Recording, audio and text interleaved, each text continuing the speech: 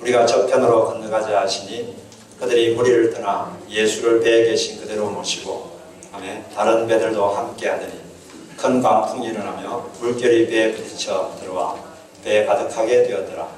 예수께서는 고물에서 베개를 메고 주무시더니 제자들이 깨우며 이르되 선생님이여 우리가 죽게 된 것을 돌보지 아니하시나이까 하니 예수께서 깨어 바람을 부짖으시며 바다들아 이르시되 잠잠하고 고요하라 하시니 바람이 그치고 아주 잔잔하여지더라. 이에 제자들에게 이르시되 어찌하여 이렇게 무서워하느냐 너희가 어찌 믿음이 없느냐.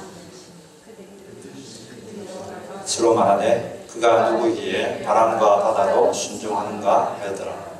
네, 기도하겠습니다. 하나님 감사합니다. 오늘 주님 앞에 나왔습니다. 성령께서 우리에게 직접 말씀해 주시고 우리 각자에게 필요한 은혜를 내려 주옵소서. 예수님의 이름으로 기도드립니다. 아멘. 우리가 인생을 살다 보면 갑자기 어떤 문제가 생길 때가 있습니다. 근데 갑작스러운 문제도 진짜 믿음으로 대응하면 하나님의 능력을 체험하게 됩니다. 허드슨 테일러는 믿음의 사람이었는데 이분이 어느 날 전도 여행을 하면서 해안선을 타고 바람으로 가는 배를 타고 가고 있었습니다. 그런데 갑자기 바람에 탁 그쳐버렸어요. 바람이 그치니까 배가 움직이지 않습니다. 포류하기 시작합니다. 표류하는데 한참 갔는데 보니까 저 식인종들이 살고 있는 섬으로 막 표류하고 가고 있는 거예요. 큰일 났습니다. 근데 보니까 배는 잘 가고 있는데 저거 보니까 이 식인종들이 기다리고 있습니다. 오면은 먹으려고. 그래서 이제 선장이 다급해서 선교사님 바람이 좀 생기게 기도해 주세요. 이렇게 말하니까 허드슨 테일러가 이렇게 말했습니다. 돛을 올려주십시오. 그러면 기도하겠습니다.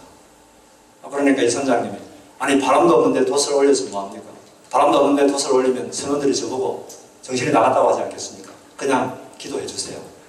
이렇게 하니까 우리 허드슨 테일러가 돛을 올리지 않으면 저는 기도하지 않겠습니다. 그런 거예요.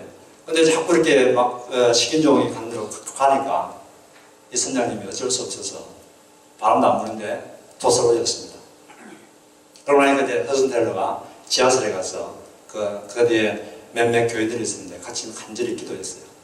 하여튼 기도하고 있는데 선장이 막 다가와서 노크를 하더니 선교사님 이제 더 이상 기도하실 필요가 없습니다. 바람이 불기 시작했습니다. 그래서 살아났습니다. 이 허드슨 테일러가 그냥 믿음이 아니라 진짜 믿음. 기도하면 바람이 분다. 불기 때문에 돛을 올려놓고 기도를 해야 된다. 이런 진짜 믿음으로 나가니까 하나님께서 역사하신 줄 믿습니다. 우리가 진짜 믿음을 가지고 주님을 신뢰하면 하나님의 능력이 우리 삶에 임하게 되는 것입니다. 우리가 살다 보면 갑자기 어떤 문제가 생기는데 제가 1월 달에 갈릴리를 가봤는데 이 갈릴리 호수는 배를 타고 금강도 해봤는데 상당히 잔잔합니다. 거울 같은 호수예요. 바람이 없어요. 그런데 이렇게 잔잔한 호수인데 갑자기 막 폭풍 같은 게 불 수가 있어요.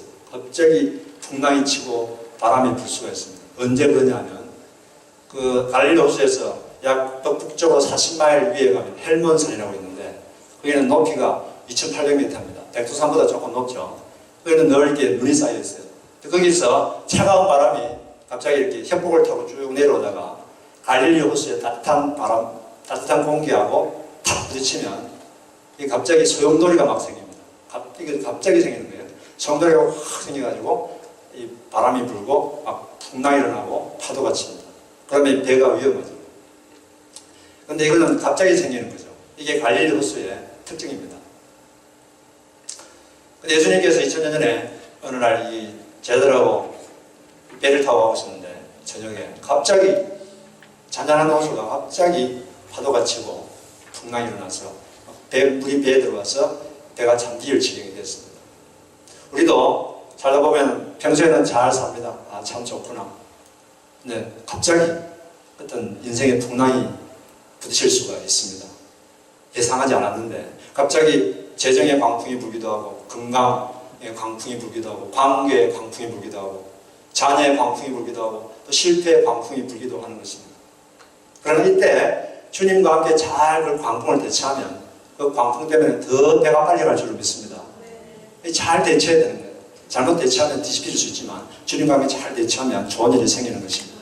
우리가 그래서 광풍을 만났을 때 이걸 대체할 때 무엇을 기억해야 되는가? 이 기억해야 될 그 세 가지만 오늘 한번 여러분들과 함께 살펴보도록 하겠습니다. 먼저 첫째는 주님이 나와 함께 광풍을 막고 계신다. 그러므로 겁먹지 마라. 이걸 우리가 알아야 됩니다. 죽을 것 같아도 예수님이 거기 계시는데 겁먹는 것은 믿음이 없는 것입니다. 광풍은 문자 그대로 미친 듯이 부는 사나운 바람 이런 뜻이에요. 큰 광풍이라고 그러는데 이 크다의 말의 헬라어가 메갈레라는 뜻입니다. 이건 메가톤, 메갈레가 메가톤이라는 말을 만들어낸 거죠. 메가톤급 광풍 때문에 지금 그 호수에서 장대가 붉은 이 어부들도 우리가 죽게 되었습니다. 이렇게 외칠 정도로 아주 심각한 상황입니다. 그들의 기본 감정은 40절에 예수님께서 말한 것처럼 무서움, 공포심, 이게 그들의 제자들의 기본 감정이에요. 근데 사실 그때 제자들은 무서워할 필요가 없었습니다.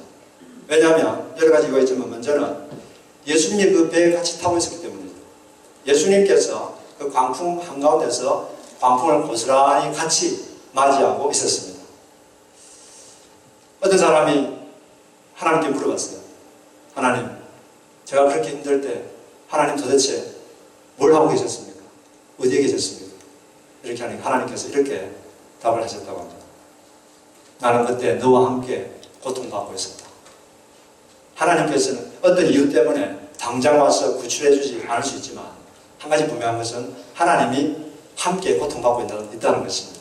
그 광풍을 같이 맞이하고 있다는 것입니다. 이런 주님을 머릿속에서 생각하시길 바랍니다. 하나님은 우리와 함께 계신 거예요. 오늘 새벽에 제가 일어나서 거실에서 혼자 기도를 하는데 예수님 믿으면 성령님께서 우리 안에 다 계시지 않습니까? 예수님께서 성령으로 우리 마음속에 계시는데 가만히 생각하니까 예수님께서 내 안에 계셔서 또 나와 함께 계셔서 내가 경험하는 모든 것을 고스란히 같이 맡고 계시는구나. 이렇게 생각하니까 마음에 감동이 몰려왔습니다. 너무 감사가 됐어요. 하나님께 감사를 드렸습니다. 우리도 항상 이런 하나님께서, 주님께서 나와 함께 광풍을 같이 맞이하고 있다. 이 생각을 늘 잊지 마시고 기억하시길 바랍니다. 그리고 또 더 중요한 것은 예수님은 그런 와중에서도 편안히 주무시고 계셨어요. 예수님은 평안하신데 제자들이 불안합니다. 그럼 누구 감정, 불안을 넘어서 공포스럽습니다. 그러면 누구의 감정에 맞춰야 됩니까? 누구의 감정이 맞습니까? 예수님이 평안히 계시면 제자들도 평안해야 되는 거예요. 만약 예수님이 걱정 없어 그러면 걱정 없는 것입니다. 진짜 문제는 뭐냐면 예수님이 큰일 났다. 이제 나한테도 방법이 없다. 어떻게 하지? 이렇게 되면 이제 진짜 큰일 난 거죠. 그런데 예수님이 멀쩡히 살아계시고 편안하게 주무세요. 제자들은 죽었다 그러는데 예수님은 편안하게 주무십니다. 그러면 걱정이 없는 것이에요. 어떤 소설가가 여객선을 타고 여행을 즐기고 있었습니다. 근데 갑자기 바다 한가운데서 갑자기 파도가 치고 폭풍이 쳤어요. 너무 무서워가지고 갑판에 올라와서 막 들고 있었습니다. 근데 그때 조그만 애가 갑판에 올라가더니 막 깡총깡총 뛰놀면서 아주 재밌게 그렇게 막 갑판을 오가고 있었습니다. 신기해서 걔한테 물어봤어요. 야, 너는 저 풍랑이 무섭지 않느냐? 그러니까 걔가 이렇게 말했습니다. 아저씨, 우리 아빠가 천장이에요. 그런데 우리 아빠 얼굴을 쳐다보니까 아빠 얼굴이 편안했어요. 천장이 편안하면 편안한 것입니다. 천장이 진짜 다급하면 진짜 천장이 문제면 진짜 문제가 생긴 거죠. 근데 천장이 편안하니까 별 문제 없는 것입니다. 우리 인생의 천장이 누구십니까? 예수님. 그분이 편안하면 여러분 편안한 줄로 믿습니다. 그런데 그분은 큰일 날 일이 없습니다. 예수님은 전능하신 하나님이세요. 그분은 큰일 날 일도 없고 놀랄 일도 없어요. 우리는 갑자기 문제 생기면 놀라기도 하고 죽게 됐다 이렇게 말하지만 예수님은 하나님이 다 알고 계시기 때문에 놀라지도 않으시고 큰일 날 일도 없습니다. 그런데 문제는 뭐냐면 우리의 믿음이 문제인 거죠. 믿음이라는 것은 하나님의 전능을 인간의 무능에 연결시키는 줄입니다. 하나님은 전능하시지만 인간의 믿음이 없으면 이것이 인간에게 오지를 못하는 거예요. 발전소에 엄청난 전기가 있지만 그 전기를 내가 사용하려면 벽에 코드를 다 뽑아야 됩니다. 바로 그 코드, 그게 바로 믿음의 줄인 거죠. 믿음의 줄을 뽑으면 그 전기가 우리에게 흘러들어오는 줄로 믿습니다. 그런데 예수님께서 하나님이시기 때문에 일어나셔서 잠잠하라. 고요하라 말하니까 그 바다와 풍랑도 복종했습니다. 그분은 권세자이기 때문에 말하면 복종한 거예요.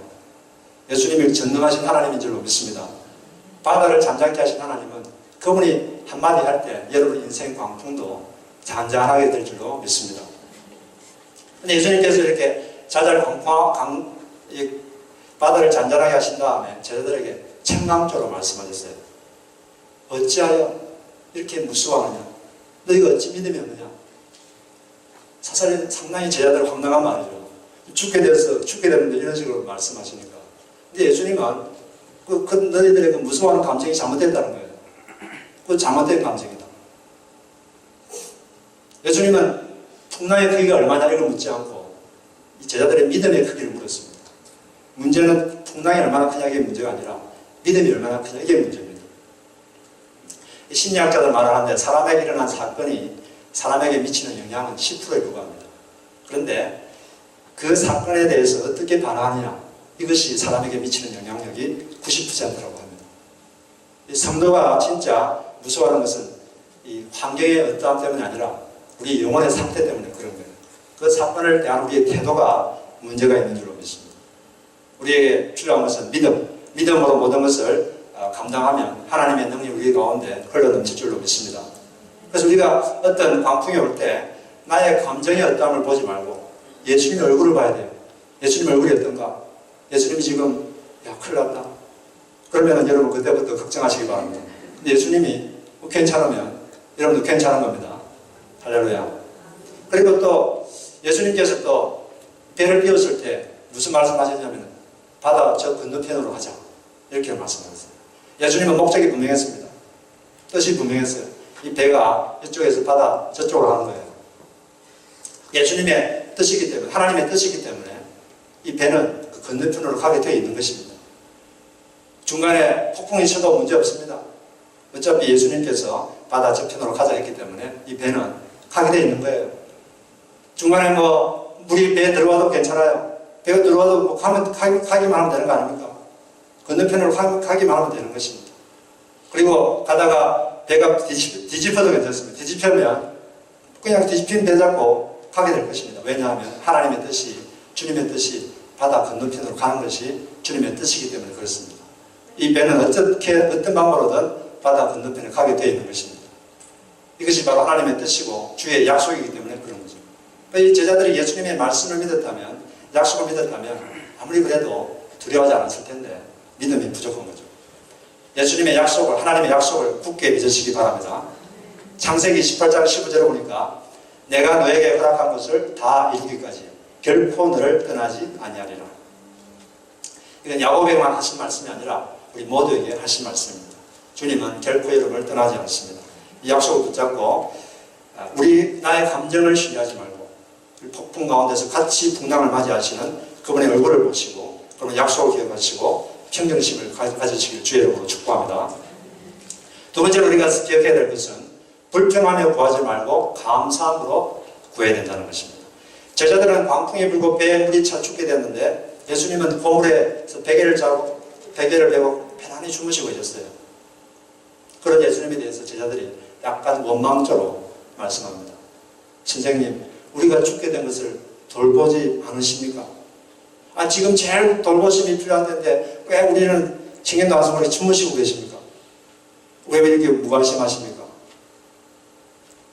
이런 원망의 마음, 약간의 그 원망의 마음 느낄 수가 있습니다. 여러분들은 이런 마음 느껴본 적이 없습니까? 지금 하나님이 제일 나를 돌봐줘야 될 것 같은데 별로 하나님 무관심한 것 같고 이 성경에를 보면은 베드로전서 5장 10절에 보면 하나님이 지금 우리를 돌보고 계신 중이기 때문에 염려를 다 주께 맡겨버리라 이렇게 말씀하셨어요. 근데 성경에 그렇게 되어 있는데 돌보는 것 같지 않을 때 그런 느낌을 가질 때가 있습니다. 그렇지만 예수님은 2000년 전 그때도 제자들을 돌보지 않았던 게 아닙니다. 오히려 다른 차원에서 돌보고 계셨던 거죠.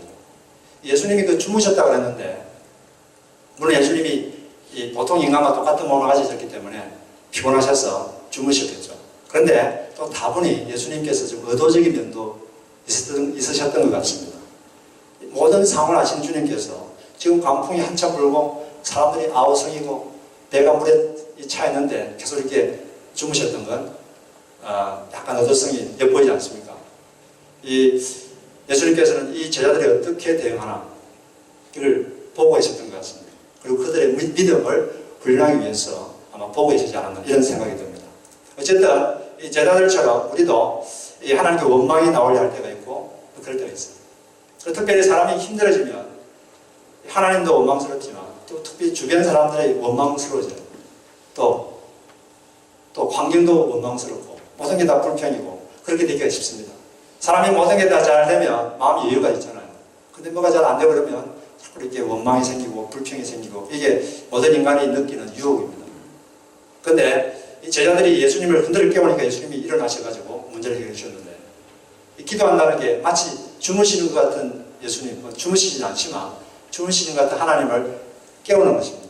근데 이게 기도할 때 조심해야 될 것은 불평하면서 기도하면 안 된다는 거죠. 불평하면서 하는 기도는 능력이 없습니다. 우리가 빌립보서 4장 6절을 잘 아는데 같이 한번 읽든지 한번 암송해 보겠습니다. 시작. 아무것도 염려하지 말고 오직 모든 일에 기도와 간구로 너희 구할 것을 감사함으로 하나님께 아뢰라. 이거 보면 조건이 있잖아요. 감사함으로 아뢰라 그랬어요. 감사함으로. 다른 말로 하면 불평하면서 기도하면 능력이 없습니다. 원망하면서 하는 기도는 하늘로 올라가지는 않습니다. 간구 기도가 불평에 확 잠겨버리면 그 기도는 하늘로 올라가지 않고 능력이 없습니다. 우리는 염려하지 말고 기도해야 되지만 또한 불평하지 말고 기도해야 돼요. 많은 사람들이 보면 뭐 문제가 생기면 자꾸 불평을 합니다. 자꾸 저 사람 왜 저래? 환경이 왜 이래? 입으로 막 불평 원망합니다. 그 다음에 똑같은 입으로 하나님 기도를 또 해요. 이 말씀 보니까 그런 기도는 능력이 없습니다. 그런 기도는 하나님께서 별로 기뻐하지 않습니다. 감사하는 마음으로 기도하시기 바랍니다. 불평하지 마세요. 불평하면서 기도하는 것은 좋지 않습니다. 그런 기도는 빌립보서 4장에서 말하는 기도가 아닙니다. 우리의 간구 기도는 이 감사 기도에 확 파묻혀야 됩니다. 이 불평과 원망에 따른 것은 하나님에 대한 신뢰가 부족한 거죠. 우리가 이렇게 어려움이 딱 닥치면 하나님께서 우리를 테스트하십니다. 하나님을 얼마나 신뢰하나 이 신뢰 테스트를 하는 거예요. 내가 하나님을 신뢰하는가 아니면 원망하는가. 입에서 하나님을 신뢰하는 말하는가 아니면 원망 불평하는 말하는가. 하나님은 보고 있습니다. 하나님 우리 입을 유심히 관찰하고 있어요. 여러분들은 말 함부로 할 수 있다고 생각하십니까? 절대 그렇지 않습니다. 하나님은 우리 입에서 나온 소리를 다 듣고 있습니다. 기도 소리도 들으시고 말 소리도 듣고 있어요. 그런데 자꾸 이게 하나님 테스트를 하는데 거기서 합격을 못하면 자꾸 같은 자리에 머무르게 있게 되는 것입니다. 대학 입시에서 합격 못해도 올려줍니까? 대학에 입시 못하면 대학원 올려줍니까? 계속 고3이에요. 합격 안 하면 계속 같은 자리에 머물러 있는 거예요. 힘들 때도 주신 자도 여호와시오 가져가신 자도 여호와시오니 여호와의 이름이 찬양을 받으시옵소서. 모든 순간에 하나님은 여전히 선하시고 여전히 하나님은 저를 사랑하십니다. 이런 고백을 하시기 바랍니다.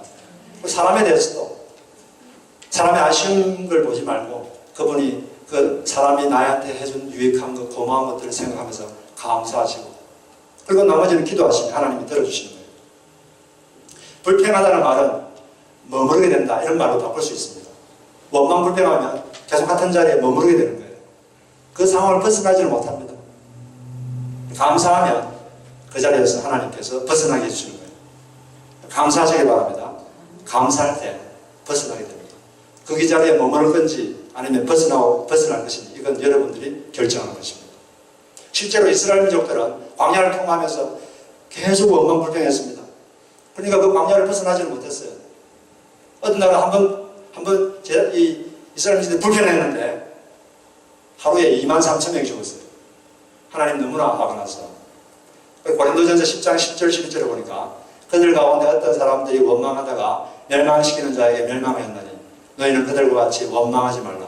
그들에게 일어난 이런 본보기가 되고 또한 말세를 만난 우리를 깨우치기 위하여 기록되었느니라. 그런 기록들은 우리를 깨우치기 위한 것이라는 겁니다. 조심하셔야 됩니다. 불평하면서 하는 기도는 능력이 없습니다. 차라리 불평을 하시려면 기도를 하지 마세요. 기도를 하시려면 불평, 원망, 또 남은 사람을 험잡는 이런 것들을 이겨서 완전히 제거해야 됩니다. 말을 바꾸면 여러분 인생이 바뀝니다. 여러분 인생을 바꾸고 싶으면 먼저 말을 바꿔야 돼요. 말이 안 바뀌면 인생은 바뀌지 않습니다. 근데 말이 바뀌려면 뭐가 바뀌어야 될까요? 생각이 바뀌어야 되겠죠. 생각. 그죠? 생각이 바뀌어야 말이 바뀌고 말이 바뀌어야 인생이 바뀝니다. 자꾸 다른 사람 아쉬운 것보다는 해준 거 고마운 거 유익한 걸 계속 생각하고 감사하시고 이래야 되는 거죠. 나에게 없는 것보다 이미 있는 것 그걸 자꾸 생각하세요. 감사하시기 바랍니다. 이 산다는 것이 황홀하다 이런 책이 있습니다. 이 책의 저자가 다하로 연애꾼한 자매인데 일본 분이에요. 이 자매가 18세 때 어머니가 돌아가셨습니다. 어머니가 돌아가시니까 살 의미를 잃어버렸어요. 살 의욕을 상실해서 그냥 달리는 기차에 자기 몸을 확 집어 던졌습니다. 근데 죽질 않았어요. 살아났습니다. 살아났는데 보니까 다리 2개가 없고 오른팔이 없고 왼팔만 남았는데 거기 손가락 3개만 달려있어요. 너무 절망적이어가지고 확실하게 내가 자살해야겠다. 완벽한 자살을 위해서 수면제를 다량 모으고 있었습니다. 수면제를 다량 모으고 있는데 그때 어느 날 아키토시라는 하는 그 신학생이 병원 전도를 했습니다. 그분이 그 병원 전도를 받고 그때 성경을 읽기 시작했어요. 성경을 그냥 읽고 있는데 어떤 구절에서 눈이 탁 꼽혔습니다. 고린도서 5장 17절 말씀인데 그런즉 누구든지 그리스도 안에 있으면 새로운 피조물이라 이전 것이 지나갔으니 보라 새 것이 되었도다. 이 말씀을 딱 읽는 순간에 갑자기 자기 손가락 3개가 달려있는 게 너무 감격스럽게 느껴졌습니다. 그 하늘의 빛이 임한 거죠. 그 사람의 생각이 뭐 이렇게 하나님이 그런 빛을 주신 것입니다. 그리고 그 신학생이 와가지고 이런 말을 했어요. 하나님은 당신이 있는 모습 그대로를 사랑하십니다. 하나님이 당신의 삶에 대한 계획이 있으니 예수님을 믿으십시오. 예수님을 믿었습니다. 그때부터 이 사람은 없는 것에 집착하지 않고 아직 남아있는 것 그걸 보고 감사하기 시작했습니다. 근데 그 모습이 너무 아름다워서 그 신학생이 그 자매에게 청혼을 했어요. 아주 미남 청년인데 그래서 결혼해서 딸을 둘 낳았어요.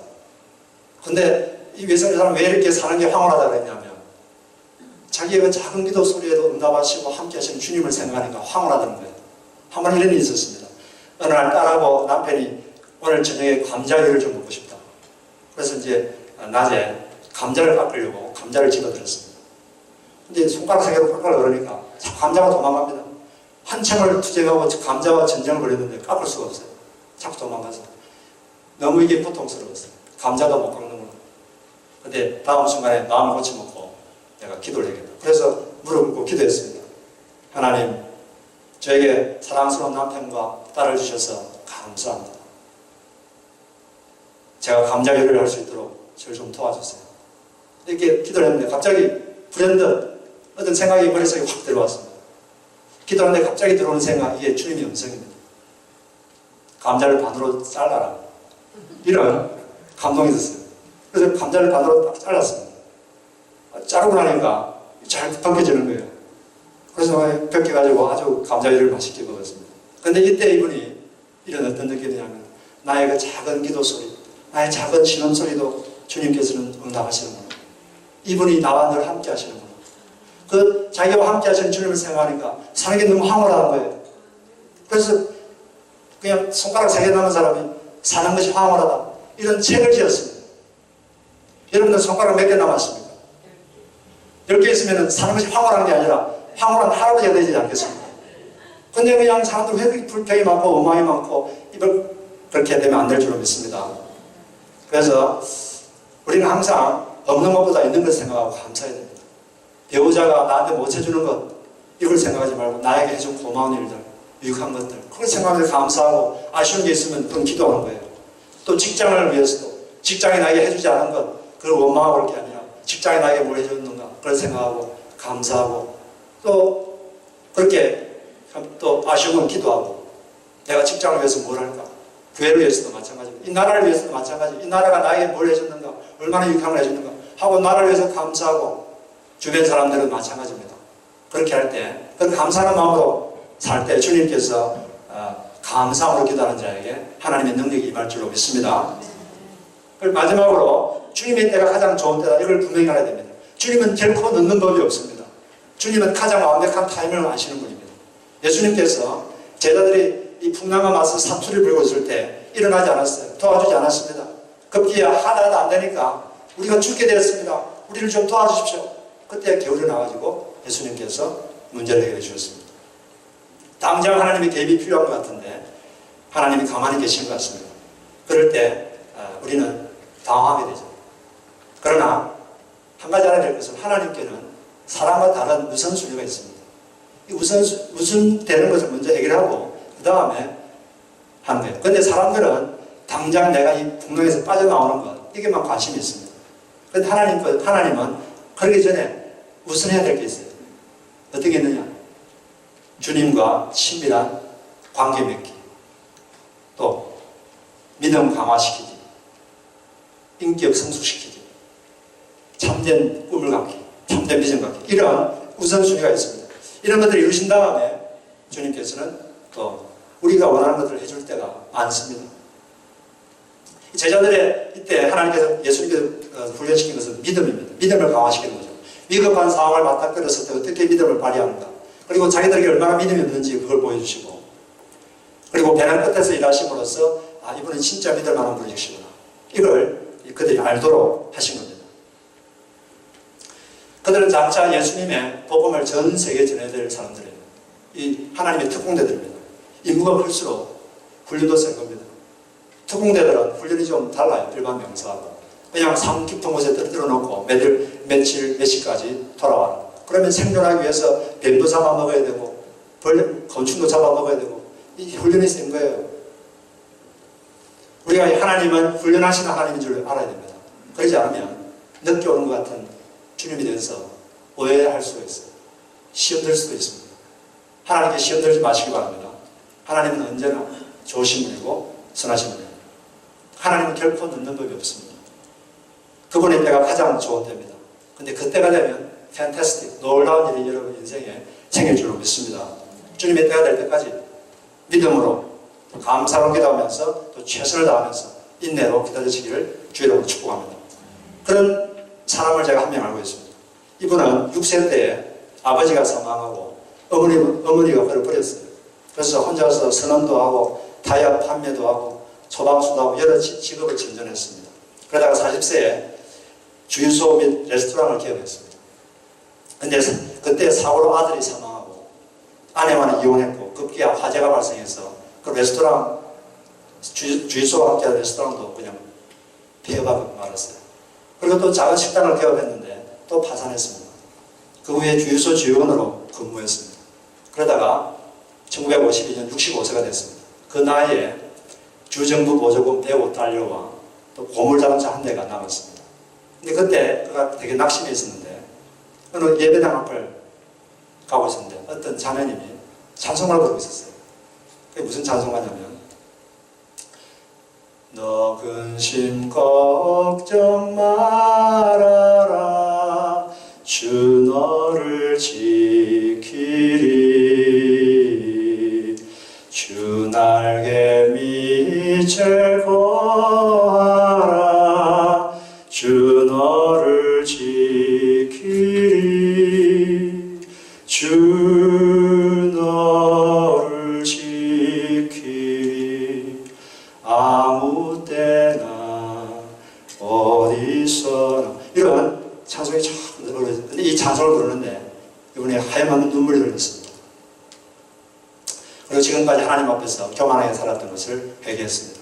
바쁘다는 이유로 멀리했던 예수님께 그날 돌아왔습니다. 그 찬송을 들으면서. 그리고 주님 안에서 새 힘을 얻었어요. 그리고 자기가 잘할 수 있는 일이 뭔가 생각해보니까 이분이 닭고기 요리를 잘합니다. 그래서 이분이 아이디어를 냈어요. 자신의 독특한 레시피를 사용해서 닭 한 마리를 판매할 때마다 5센트를 자기에게 지불하고 판매할 식당 주인을 찾기 시작했습니다. 1008번 거절당하고 1009번째 최초의 식당 주인을 얻게 됐습니다. 그런데 10년 후에 그런 식당이 600개가 되었습니다. 잘 아시다시피 이분이 바로 KFC 창업자 샌더스죠. 이분이 그렇게 10년 동안 사업하시다가 75세 때 다시 어떤 구원의 확신을 새롭게 얻는 놀라운 은혜 체험을 하게 됩니다. 그때부터 돌아가실 때 90세까지 그분은 사업을 정리하고 75세부터 15년 동안 전 세계를 다니면서 간증하고 또 선교하면서 전도하면서 이렇게 선교사의 삶을 사시다가 가신 거예요. 그분의 인생에 예수님이 들어오시니까 그분의 삶의 풍랑이 잔잔해지고 하나님께서 그를 통해서 영광받은 줄로 믿습니다. 우리도 이렇게 인생의 광풍이 찾아올 때 같이 광풍을 맞고 계시는 그분을 생각하고 내 감정이 아니라 그분의 얼굴을 바라보고 불평이 아니라 없는 것보다 있는 것을 보며 감사하며 기도할 때 하나님께서 우리 삶에 오셔서 우리의 삶을 잠잠케 하시고 또 놀라운 일이 우리 삶에 일어나게 하실 줄로 믿습니다. 그런 삶을 다 사시기를 주의 이름으로 축복합니다.